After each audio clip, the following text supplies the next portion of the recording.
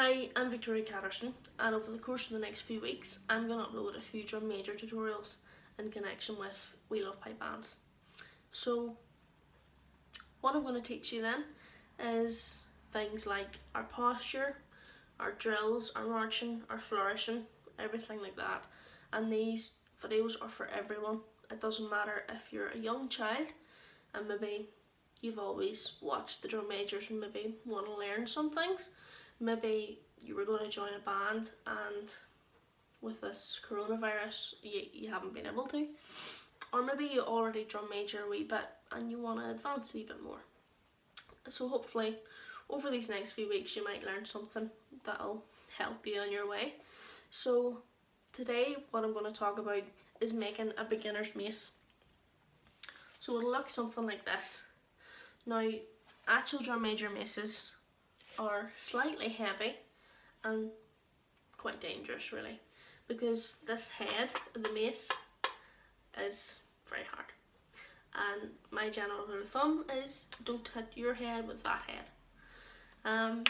So to start off then, or even if you're already drum majoring and you want to practice something new, that's what I would have done when I was competing as a drum major and wanted to learn a new flourish. I would have brought one of these out to the back garden and practiced it and just got my hands right, knew what I was doing. Once I felt confident being able to do it with this mace, I would have moved on to my proper mace. So these are really good for starting off or for practicing, and they're really cheap to make. Now your mace is generally supposed to go up to your shoulder. Now my mace, I've actually outgrown it a wee bit. It's hard to believe we've actually grown since the age of 16, but there you are. It's supposed to come up to your shoulder, but it doesn't really matter what length these are, as long as you're sort of comfortable in charge of them, because that's the good thing about these maces is it's easier to be in control of these rather than them heavy maces, and plus they're quite expensive to buy, whereas these are really cheap to make. So to make these then, you grab some conjunct from the local hardware store.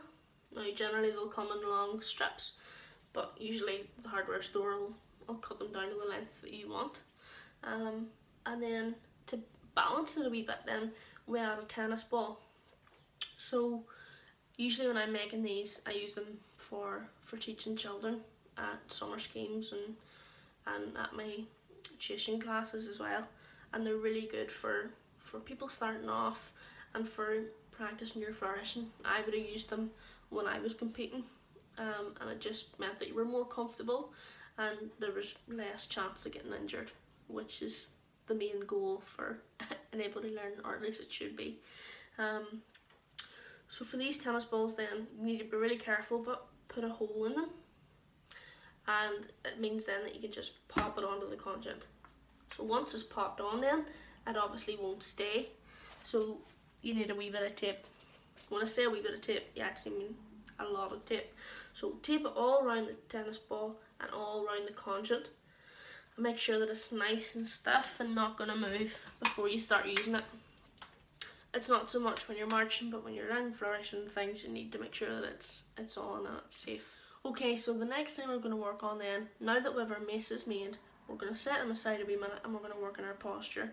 Now our posture is very important if you're a drum major, because you're the first person that people see. So our posture is centered around our shoulders, because if your shoulders are back and positioned well, naturally the rest of your body sort of knows what to do. So then for holding your mace, you want to hold it around here. This is my left hand, by the way. If I have my own mace here, it's all sort of personal preference with where you hold your mace really. I would generally hold it up quite high because I feel like I have more control of the mace, whereas some people might have it a wee bit lower down and angled it a wee bit more. But personally, this is the style that I like, and I think it looks a wee bit smarter, but that's just my opinion.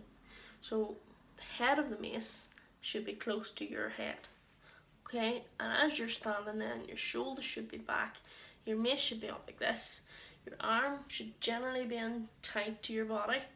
If you have your elbow out, that's another preference, but I think it looks smarter when it's in. So your right hand then, you should get it into a fist and give a thumbs up and thumb right down there. So your arm should always be straight. Okay, so when you're having it by your side, have it in a nice tight fist. And then whenever you're marching, then your arm will go straight up and up to your shoulder. But that's something else we'll work on as well. So today then we've learned how to make a nice simple mace, and we've learned how to hold ourselves. So in the next video then I'll work a wee bit on marching and the way that we'll walk. So thanks for listening, and I'll see you in the next video.